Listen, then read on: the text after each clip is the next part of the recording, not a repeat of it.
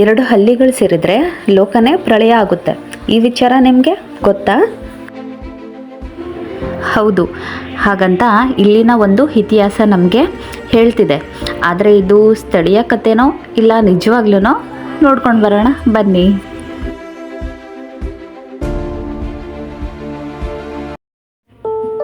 ನಮಸ್ಕಾರ, ಎಲ್ಲರೂ ಹೇಗಿದ್ದೀರಾ? ಎಲ್ಲರೂ ಚೆನ್ನಾಗಿದ್ದೀರಾ ಅಂತ ಅಂದ್ಕೊಳ್ತೀನಿ. ಹಾಗೆ ಇವತ್ತು ನಾವು ಹೊರಟಿರೋ ಅಂಥ ಜಾಗ ಬಂದ್ಬಿಟ್ಟು ಶಿವಮೊಗ್ಗ ಜಿಲ್ಲೆಯ ಸಾಗರ ತಾಲೂಕಿನ ಐತಿಹಾಸಿಕ ಇಕ್ಕೇರಿ ಅಘೋರೇಶ್ವರ ದೇವಸ್ಥಾನಕ್ಕೆ. ಇದು ಸುಮಾರು 450 ವರ್ಷಗಳಿಗೂ ಹೆಚ್ಚು ಇತಿಹಾಸ ಇದೆ ಅಂತ ಹೇಳ್ತಾರೆ. ಈ ದೇವಾಲಯವನ್ನು ಕೆಳದಿ ನಾಯಕರ ಕಾಲದಲ್ಲಿ ನಿರ್ಮಿಸಲಾಗಿದೆ.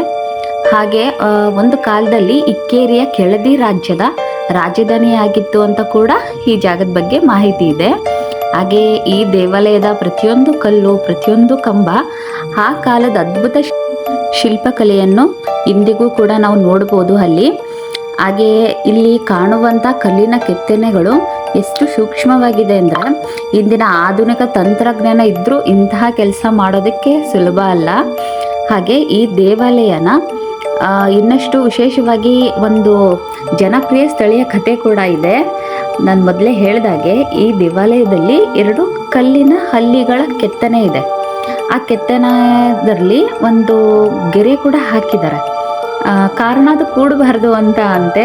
ಸೊ ಇದನ್ನು ಕೇಳಿ ನಂಗೆ ಸ್ವಲ್ಪ ವಿಚಿತ್ರ ಅನ್ನಿಸ್ತು. ಆದರೂ ಆವಾಗಿನ ಇತಿಹಾಸ, ಆವಾಗಿನ ಹಿರಿಯಕರು ಏನು ಹೇಳ್ತಾರೆ ಅಂತ ಯಾವುದಾದ್ರೂ ಒಂದು ಅರ್ಥ ಕಾರಣ ಇದ್ದೇ ಇರುತ್ತೆ. ಆ ಕಾರಣಕ್ಕೆ ಒಂದು ರೀಸನ್ಗೆ ಹೇಳ್ತಿರ್ಬೋದೇನೋ ಅನ್ನಿಸ್ತು ನನಗೆ ಇದ್ರ ಬಗ್ಗೆ ಕೇಳಿದಾಗ.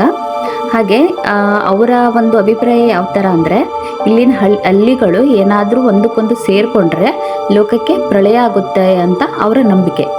ಹಾಗೆ ಈ ಕತೆಗೆ ಐತಿಹಾಸಿಕ ಅಥವಾ ವೈಜ್ಞಾನಿಕ ಸಾಕ್ಷ್ಯಗಳಂತೂ ಇದು ಅಲ್ಲ, ಸ್ಥಳೀಯ ಜನಪದ ನಂಬಿಕೆಯಾಗಿ ಪೀಳಿಗೆಯಿಂದ ಪೀಳಿಗೆಗೆ ಹೇಳ್ತಾ ಬಂದಿರುವಂಥ ಕತೆ ಅಷ್ಟೇ ಇದು. ಆದರೂ ಈ ರಹಸ್ಯವೇ ಸಾವಿರಾರು ಜನರನ್ನು ಈ ದೇವಾಲಯದತ್ತ ಸೆಳೆಯೋದಂತರೂ ಕನ್ಫರ್ಮು. ಬಿಕಾಸ್ ಅಷ್ಟೊಂದು ಅಲ್ಲಿ ಸ್ಥಳೀಯರು ಕೂಡ ಅದ್ರ ಬಗ್ಗೆ ಮಾಹಿತಿ ಕೊಡ್ತಾರೆ, ಹೇಳ್ತಾರೆ. ಹಾಗೆ ಇಲ್ಲಿ ಅಘೋರೇಶ್ವರನ ದರ್ಶನ ಪಡೆದು ನಮಗಂತೂ ಮನಸ್ಸಿಗೆ ತುಂಬ ಅಂದರೆ ತುಂಬ ಫುಲ್ ಡಿವೈನ್, ಕೇಳ್ತಿರಲ್ಲ ಅಷ್ಟೊಂದು ಶಾಂತಿ, ಪೀಸ್, ಅಷ್ಟೊಂದು ಸಮಾಧಾನವಾಗಿತ್ತು. ದೇವಾಲಯದ ಸುತ್ತಲಿನ ಪರಿಸರ, ನಂದಿ, ಕಲ್ಲಿನ ಕಂಬಗಳು ಮತ್ತು ಶಿಲ್ಪಕಲೆ ಎಲ್ಲವೂ ಒಂದಕ್ಕೊಂದು ಅದ್ಭುತ ಅನುಭವ ಕೊಡ್ತಿತ್ತು.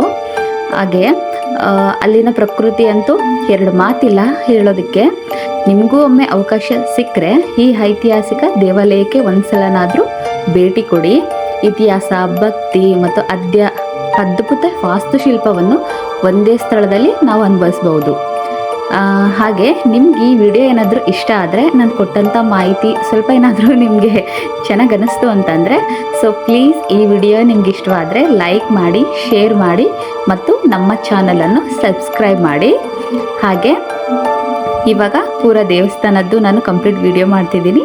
ಸೊ ನಾನು ವಾಯ್ಸ್ ಓವರ್ ಇಲ್ಲದೆ ನೀವು ಪೀಸ್ಫುಲ್ಲಾಗಿ ಈ ದೇವಸ್ಥಾನನೆಲ್ಲ ಒಂದ್ಸಲ ನೋಡ್ಕೊಂಡು ಬನ್ನಿ.